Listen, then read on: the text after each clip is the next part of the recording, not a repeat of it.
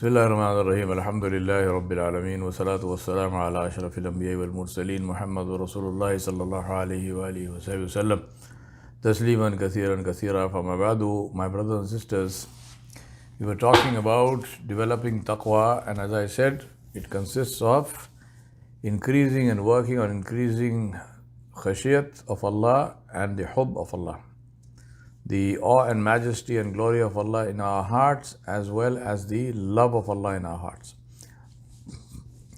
We were talking about the complexity of reflecting on and understanding the love of Allah subhanahu wa ta'ala through His blessings.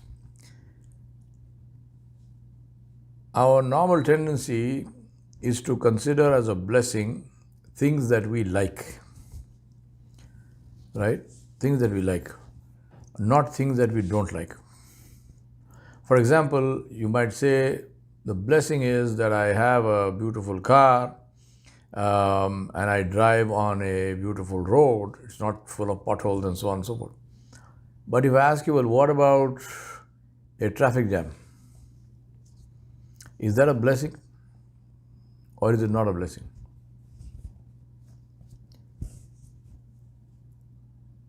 What would you say? Because this traffic jam is not your doing.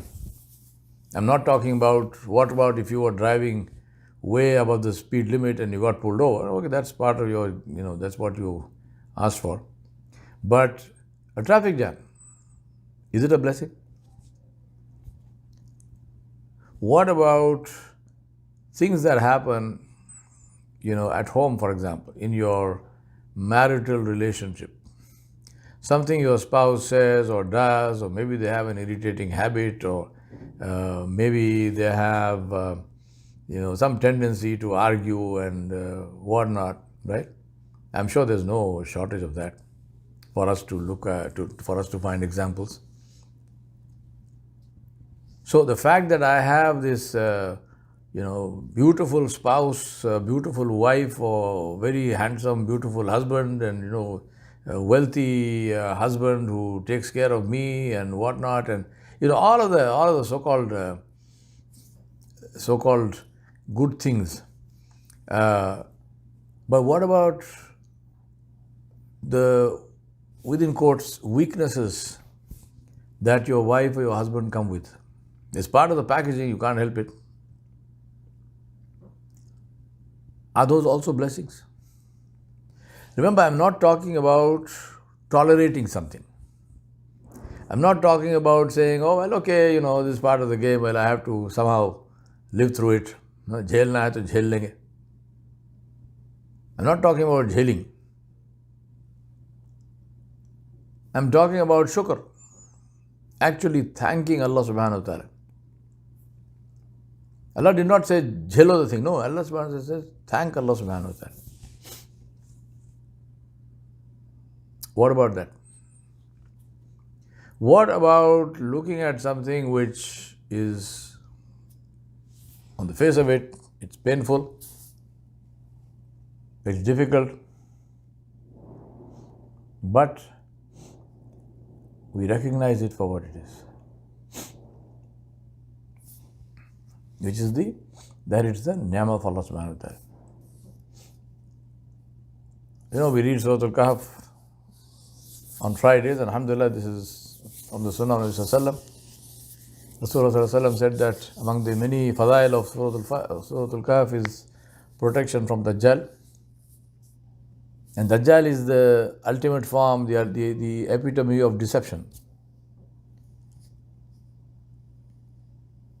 So, in Surah Al-Kahf, we have the story of Musa alayhi salam and Khidr alayhi salam. Now, what is the essence of that story? 3 things which happened.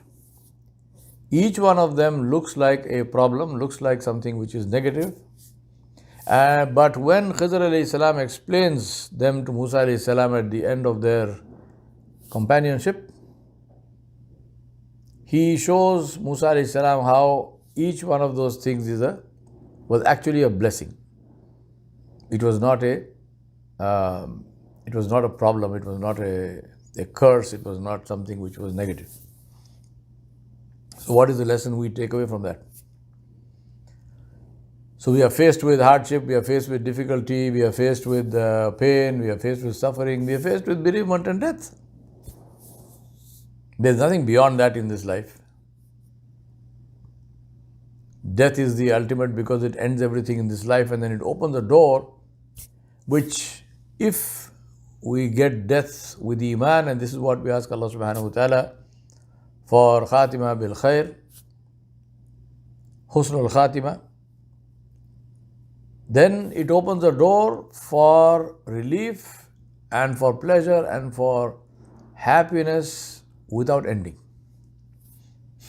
But if it's the opposite, if we meet that, and may Allah protect us from this, may Allah subhanahu wa ta'ala protect us from Su'al Khatima.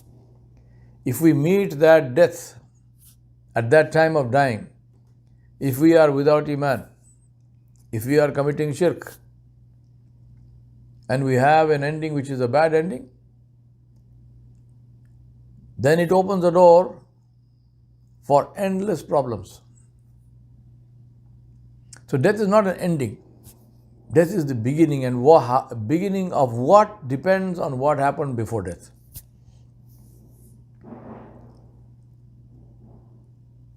The reason I'm saying this is Allah subhanahu wa ta'ala mentioned this also very clearly. For example, you might say, well, I have wealth. Well, I have halal wealth.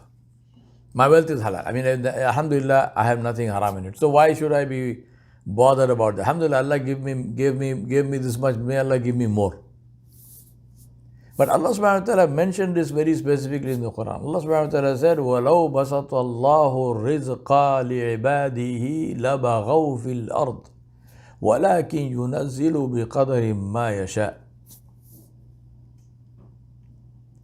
Allah subhanahu wa ta'ala said that if Allah were to expand and give more of rizq to his slaves, لِعِبَادِهِ لَبَغَوْا فِي الْأَرْضِ, يَقِينًا, truly, certainly they will rebel on the earth. So Allah subhanahu wa ta'ala يُنَزِّلُ بِقَدَرٍ مَا يَشَاءُ. Allah subhanahu wa ta'ala sends down, Allah subhanahu wa ta'ala gives them in measured quantities. Now, rizq is what? Rizq is everything. Rizq is material, rizq is in terms of health, rizq is also in terms of spiritual benefits. You might say, well, I am the number of people, and I actually know, may Allah protect us from this, I actually know one or two people like this who became religious, and then they started doing various things, and they prayed, they made various azkar, and they did this and that, and so on and so forth.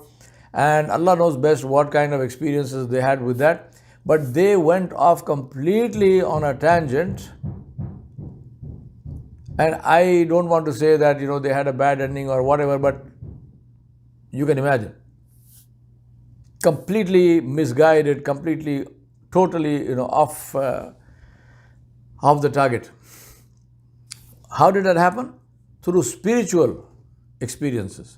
Because when they had the spiritual experience, they were not geared to deal with it. They had no musleh, and they did not have a sheikh to guide them, which is all necessary.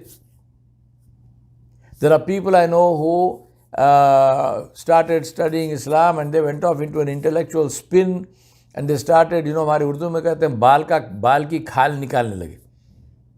Skinning the hair. You take a hair and take the skin off, if it's possible. And with the result, they're asking questions which have no answers, because only Allah can answer those questions. And then they go off completely. There are people who completely, totally denied all ahadith, and they said all ahadith are false. La hawla wa la quwwata illa billah, astaghfirullah al-azim. Excess of anything is a huge trap, even if that thing is halal. Whether it's wealth, whether it's fame, name. How many people go completely haywire because they become famous? We ask Allah subhanahu wa ta'ala for rizq sufficient to our needs, to ensure that we are not dependent on anyone other than Allah, and that rizq with khair and afiyah. That's it. We do not ask for a lot of rizq, no. So please reflect on this. وصلى الله على نبي الكريم وعلى آله وصحبه أجمعين برحمتك يا أرحم الراحمين.